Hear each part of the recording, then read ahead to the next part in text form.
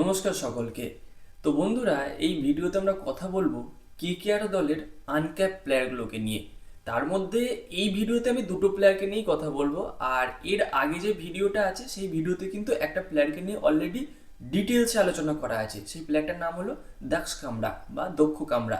তো এই প্লেয়ারটাকে নিয়ে তোমরা যারা ডিটেলস জানতে চাও তারা ভিডিওটা অবশ্যই দেখে এসো। এই ভিডিওর ডিসক্রিপশন বক্সে আমি সেই ভিডিওর লিঙ্কটা দিয়ে দেবো।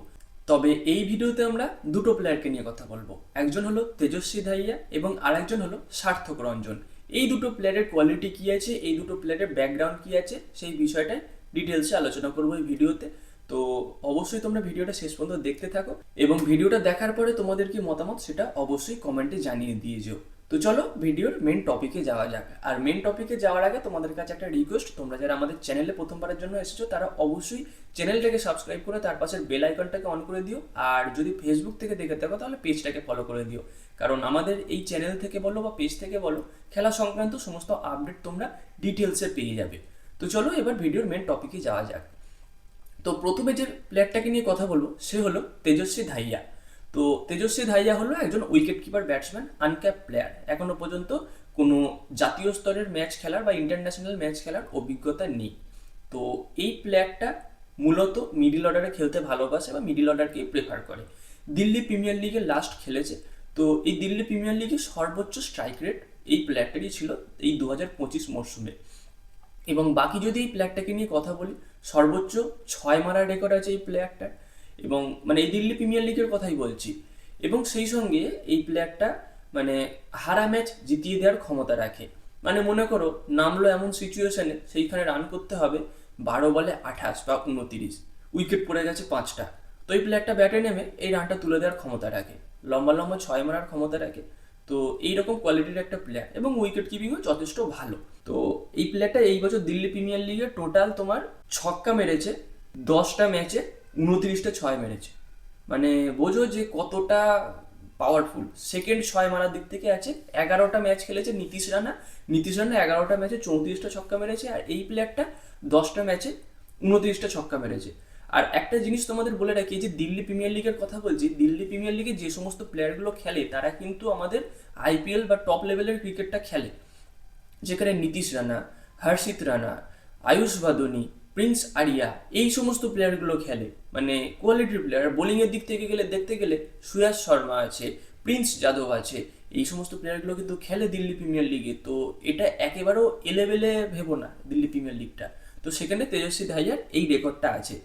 এবং সব থেকে 4 মারার দিক থেকেও দেখতে গেলে তেজস্বী ধাইয়া রয়েছে একটু নিচে 11 নম্বরে।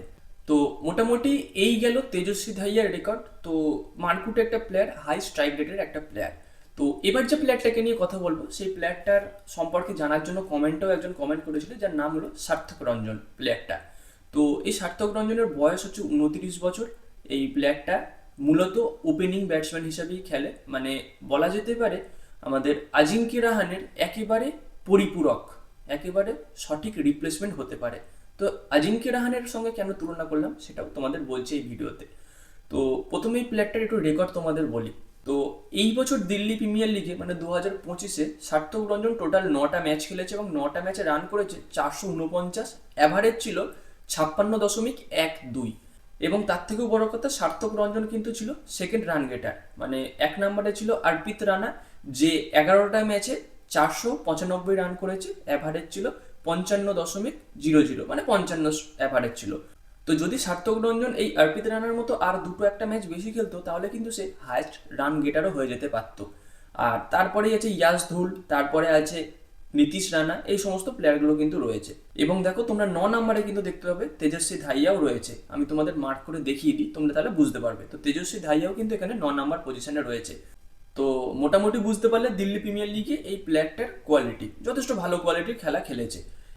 এবার এই 449 রান যে করেছে সার্থক রঞ্জন, তার মধ্যে কিন্তু টোটাল 50 রান করেছে 4টে, মানে 4টে হাফ সেঞ্চুরি আছে এবং একটা আছে সেঞ্চুরি।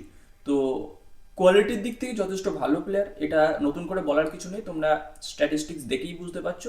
ওপেনার ব্যাটসম্যান, আর প্রয়োজনে 1-2 বার বলও করতে পারে। এবার প্রপার বোলার আর বল করতে পারে, এর মধ্যে তফাৎ আছে। বোলিংয়ের দিকটা ছেড়ে দাও, ব্যাটিংয়ের দিক থেকে যথেষ্ট কোয়ালিটির ব্যাটসম্যান আছে। তো এবার একটা জিনিস হলো, এই সার্থক রঞ্জনের একটা পলিটিক্যাল ব্যাপার আছে, একটা পলিটিক্যাল ব্যাকগ্রাউন্ড আছে, যেটা হলো এনার বাবা, সার্থক রঞ্জনের বাবা 6বার এমপি হয়েছে এবং এনার মা 4বার এমপি হয়েছে।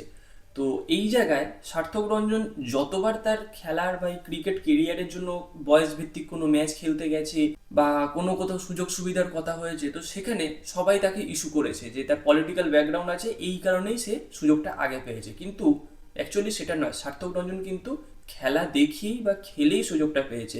এমনকি এই বছর কেকেআর যখন মিনি অকশনে সার্থক রঞ্জনকে কেনে, এই কেনার পরেও কিন্তু এই কথাগুলো উঠে আসছিল।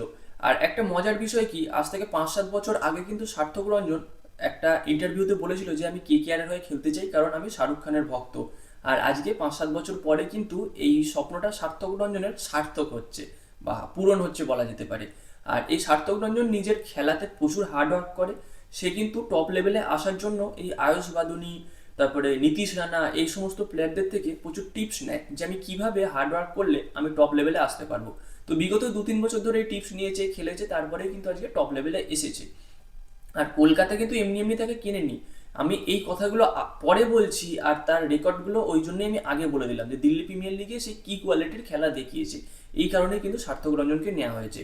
তো মাঝখানে সার্থক রঞ্জন খেলা ছেড়ে দেবে বলে ঠিক করেছিল, যে মানে তাকে এই রকম কথার সম্মুখীন হতে হয়েছিল যে সে বয়স বাড়িয়ে খেলছে, যেখানে যতবার চান্স পেয়েছে লোকে তার পেছনে এরকম সমালোচনা করেছে যে তার পলিটিক্যাল ব্যাকগ্রাউন্ড আছে বলে তাকে আগে সুযোগ দেওয়া হচ্ছে, এইরকম এরকম ব্যাপার। তো মানে তার একটা মেন্টাল হেলথ একটা কোনো প্রবলেম দেখা দিত, প্রবলেম বলাটা ভুল, মানে একটা চাপ পড়তো, একটা মানে আলাদা উল্টো পাল্টা বললে যেটা হয় যে আমি খেলবো না দূর, এইরকম একটা সিচুয়েশন তার মধ্যে চলে এসেছিল।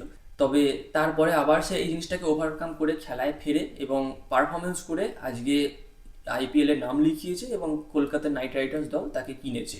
তো আশা করব যদি একটা দুটো ম্যাচে সে সুযোগ পায় হয়তো সে তার পারফরমেন্সটা দিতে পারবে।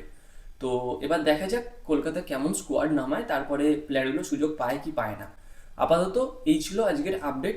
আর এই আইপিএল এর আপডেটের সঙ্গে আর একটা বিষয় তোমাদের সঙ্গে শেয়ার করে রাখি, যেটা হলো 2026 টি-20 বিশ্বকাপের কিন্তু স্কোয়াড ঘোষণা করে দিয়েছে ভারত, যেখানে শুভমান গিল বাদ চলে গেছে দল থেকে, ঈশান কিষান আবার যোগ হয়েছে দলে। তো এই বিষয়টা নিয়ে ডিটেলসে একটা ভিডিও আমি বানিয়েছি গতকাল, তোমরা যারা ভিডিওটা দেখোনি তোমরা ভিডিওটা দেখে আসতে পারো, আমি এই ভিডিওর ডিসক্রিপশন বক্সে ভিডিওর লিঙ্কটা দিয়ে দেবো।